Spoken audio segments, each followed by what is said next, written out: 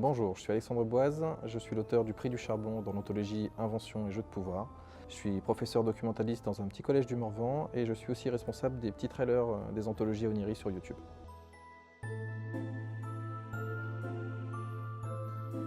Alors l'écriture est importante pour moi parce qu'aussi loin que je me souvienne, j'ai toujours écrit. Quand j'étais gamin, je faisais des parodies ou des hommages de Tintin, d'Astérix, des petites BD très mal dessinées, mais l'idée de faire des histoires était déjà là. Et puis ensuite, j'ai fait de la musique, j'ai écrit des paroles, j'ai réalisé des courts-métrages, des clips. En fait, j'ai toujours aimé raconter des histoires.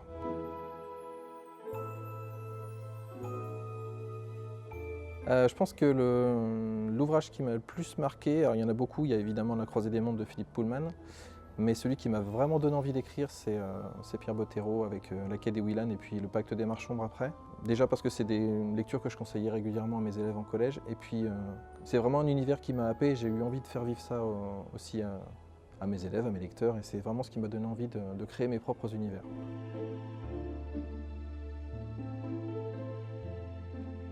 Ce qui me plaît le plus dans les littératures de l'imaginaire, c'est évidemment la création de mondes. Alors en fantasy, c'est quelque chose que j'aime beaucoup faire, inventer des bestioles hybrides un peu sales et dangereuses. Et puis en steampunk, c'est jouer avec le côté historique, c'est me noyer pendant des heures à faire des recherches sur un petit événement, fouiller les coupures de journaux et voir que chaque article, en fait, c'est un début de roman parce qu'on n'a pas conscience, mais l'histoire, c'est un terrain de jeu formidable pour ça. Il s'est passé des choses qu'on soupçonne à peine.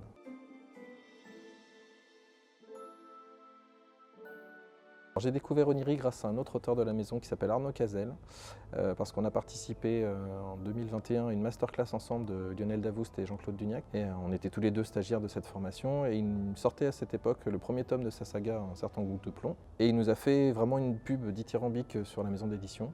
Il a dit passez les voir, ils sont super sympas, allez sur le stand. En plus, ils font des appels à texte. Et il se trouve que l'appel à texte en cours, c'était Invention et Jeux de pouvoir. Donc je me suis lancé le défi, je me suis dit je vais essayer de proposer un texte et heureusement il a plu.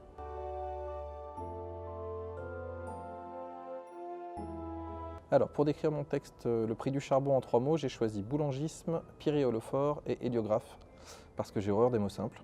Boulangisme parce que je me suis aperçu qu'il y a un événement assez oublié de l'histoire de France qui était cette tentative de prise de pouvoir du général Boulanger dans les années 1880 et j'ai trouvé que ça faisait un super scénario de complot pour mon intrigue. Et puis pyréolophore et puis héliographe, ce sont les deux inventions que mes héros vont utiliser pour essayer de déjouer ce complot. Y arriveront-ils? Ça c'est à vous de le savoir en lisant l'histoire.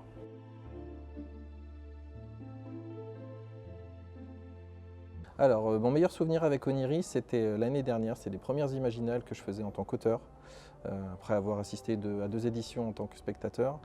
Et j'ai pu dédicacer ma nouvelle à Eric Lhomme. Et pour quelqu'un qui était fan de Pierre Bottero, c'est quand même pas un petit exploit.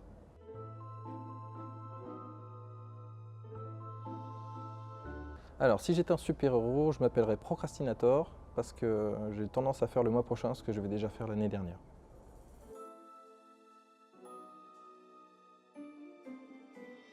Si je pouvais voyager dans le temps, l'époque que je choisirais, ce serait l'année 1891. Pourquoi? Peut-être parce que certains événements très intéressants s'y sont déroulés, que je ne peux pas encore vous communiquer.